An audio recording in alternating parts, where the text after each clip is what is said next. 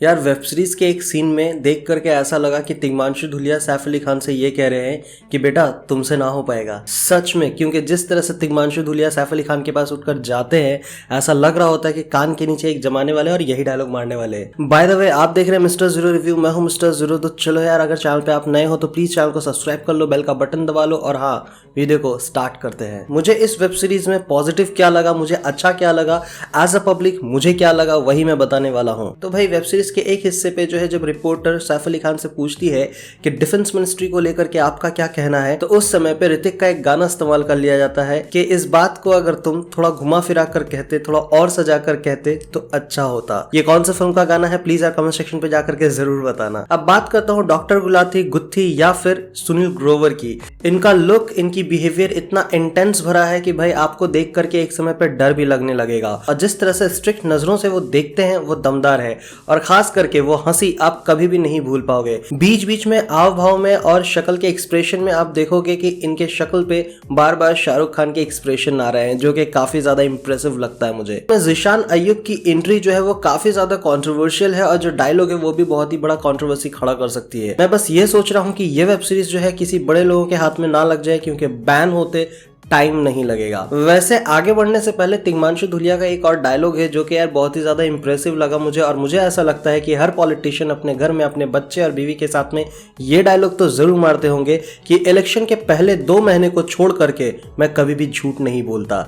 It was a hilarious man. मतलब politician के family के अंदर में बाप बेटे या फिर पति पत्नी के बीच में किस तरह के डायलॉगबाजी होती होगी, इस डायलॉग से अंदाजा लगाया जा सकता है। अब चलो बात करते हैं कि साइड कैरेक्टर जो क्रिएट किए गए हैं, यानी अनुराधा, रघु और अदिति, ये तीनों ऐसे लोग हैं जो कि डिफेंस मिनिस्ट्री के लिए मरे जा रहे हैं, और सैफ अली खान जो है इनमें से किसी एक को अपनी चहेती मानती है और उन्हीं को देना चाहते हैं डिफेंस मिनिस्ट्री। हमारी क्या कीमत है एक पॉलिटिशियन के नजर में, वो इस डायलॉग से समझ में आता है कि बेटा मैं बाप हूं तेरा, हिंदुस्तान की जनता नहीं। साथ ही साथ अगर आपको पिछले साल छपाक मूवी के बारे में कुछ भी कंट्रोवर्सी याद होगा तो उससे आपको ये नाम तो जरूर दिमाग में आया होगा, JNU। तो मैं बात कर रहा था कि ज़ीशान अय्यूब की जिस तरह से एंट्री दिखाई जाती है वो बहुत ही ज्यादा कंट्रोवर्शियल है। रीजन ये है कि एक तो डायलॉग, और दूसरा जिस मंच पे वो खड़े होकर के अपना थिएटर एक्टिंग दिखा रहे होते, वहां पे जो नाम लिखा होता है वो होता है VNU, जो कि पूरे तरीके से JNU को बदल दिया गया है। तो पिछले साल जो कंट्रोवर्सी हुई थी वही कंट्रोवर्सी के रिलेटेड जो है यहाँ पे सारी चीजें दिखाई गई है। मतलब किस तरह से जो है पुलिस ने JNU के टाइम पे हमला किया था और उनका रियल फेस किया था उस टाइम पे। अब इस चीज को लेकर के ना ही मैं लेफ्ट पे हूँ ना ही राइट पे हूँ, मैं तो भाई सेंटर पे हूँ। अब बात पुलिस वालों की हो रही है तो बात इन्वेस्टिगेशन की भी होनी चाहिए। मैं बात इस वेब सीरीज के अंदर की इन्वेस्टिगेशन की नहीं कर रहा हूँ, जो कि एक पल के लिए भी नहीं सोचा गया। मैं बात कर रहा हूँ एज अ व्यूअर। जब आप देखोगे कि प्राइम मिनिस्टर जब मर रहे होते हैं तो उनकी ग्लास खाली होती है, लेकिन एक सीन पे मरने के बाद भी उनका ग्लास भरा हुआ रहता है। माइंस कैसे वापस कैसे आया ये वाइन। अब चलो बात करते हैं कि सीन को जो डिजाइन किया गया है, जो मैपिंग किया गया है, वो एनवायरनमेंट कैसा रहा। भाई मेरे हिसाब से वो एनवायरनमेंट बहुत ही ज्यादा परफेक्ट लगा है। मतलब जिस तरह से बैकग्राउंड म्यूजिक था और उस वक्त में जिस तरह की एक्टिंग दिखाई गई और जिस तरह से पूरे के पूरे सीन को क्रिएट किया गया है, out of the world man. यानी एक्सपेक्टेशन जो भी था मुझे इस वेब सीरीज से, वो सारे एक्सपेक्टेशन पे कहीं ना कहीं खरी उतरी है। अब बात करते हैं कि इस वेब सीरीज के अंदर में और सच्चाई क्या दिखाई गई है। इस वेब सीरीज के अंदर में यह दिखाया गया कि एक पॉलिटिशियन जो है किस तरह से मीडिया का इस्तेमाल करके आम जनता के दिमाग को घुमा देती है, और मीडिया किस तरह से बिक चुकी है और मिस यूज हो रही है मीडिया की।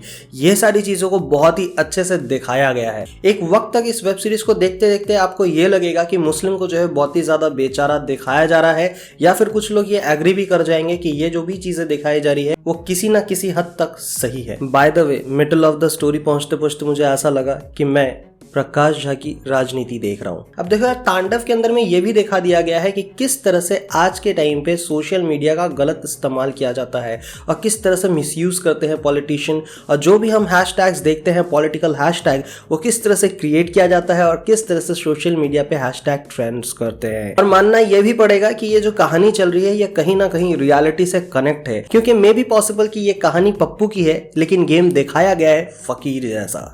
ये डायलॉग समझ में आया तो कमेंट सेक्शन पे जरूर बताना। अब बात करते हैं गौहर खान की एंट्री की। गौहर खान की जब एंट्री होती है तो यहाँ पे प्रधानमंत्री की मौत से 16 घंटे पहले का फ्लैशबैक चल रहा होता है। इसके बाद बात करते हैं कि इस तांडव के अंदर में डिनू मोरिया क्या कर रहे हैं। डिनू मोरिया यहाँ पे देखे जाते हैं सैफ अली खान के बहुत ही अच्छे दोस्त, यानी एक ऐसे पॉलिटिशियन का दोस्त जो कि कभी भी पॉलिटिक्स में नहीं गया, वो आज भी प्रोफेसर है लेकिन दोस्ती आज भी वैसी तगड़ी है। बस अब यहाँ पे जो भी मैं कुछ कहने वाला हूँ, आई am very sorry for that, लेकिन ये डायलॉग जो है कहे बिना खुद को रोके नहीं पा रहा हूँ। सैफ अली खान डिनू मोरिया से एक डायलॉग कहते हैं, वो डायलॉग ये रहता है कि सिंपल आदमी होने का साइड इफेक्ट ये है कि उससे कम सिंपल आदमी पावर में आ जाता है, और पावर आने से सिर्फ कानून नहीं बदली जाती है, पावर के साथ साथ आता है एक एडिशनल लौड़ा जो साइज में थोड़ा ज्यादा लंबा होता है और जिसके पीछे दुनिया की सबसे अच्छी औरत भी पागल हो जाती है। I am very sorry for this dialogue, लेकिन पूरे वेब सीरीज के अंदर में सबसे धमाकेदार डायलॉग यही लगा है मुझे। अब बात करते हैं डिंपल कपाड़िया की। डिंपल जी की एंट्री के बाद से ऐसा लगता है कि वो सत्ता को जिस तरह से छीनी है और जिस तरह से वो अभी प्ले कर रही है, it's like a chess game. जिस तरह से राजा को चारों तरफ से घेर लिया जाता है, उसके बाद से एक ही रास्ता होता है कि राजा की कुर्सी गई और वहां पे दूसरे राजा ने अपना हक जमा लिया। It's just like that. सच कह रहा हूं, इस वेब सीरीज के अंदर में ट्विस्ट एंड टर्न आपको पहले से समझ में तो आ जाएंगे कि क्या होने वाला है, लेकिन दिखाने का तरीका it was hilarious.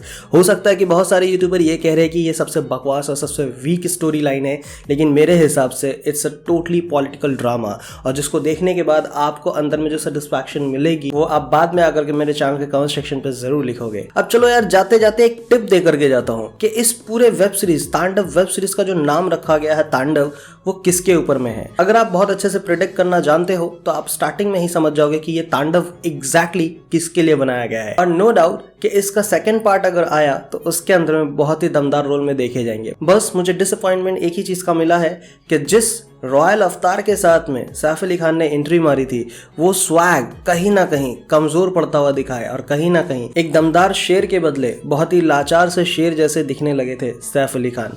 This was the only disappointment for me. आपका क्या कहना प्लीज कमेंट सेक्शन पे लिखना। आपको ये कैसा लगा देखने के बाद में ये भी जरूर बताना। तो यार, वीडियो एंड करने से पहले आपसे सिर्फ एक गुजारिश है कि अगर आप चैनल पे नए हो तो प्लीज चैनल को सब्सक्राइब कर लो, बेल का बटन दबा लो, और मिलूंगा नेक्स्ट वीडियो में। तब तक के लिए thank you, tata bye, sign and हasta la vista।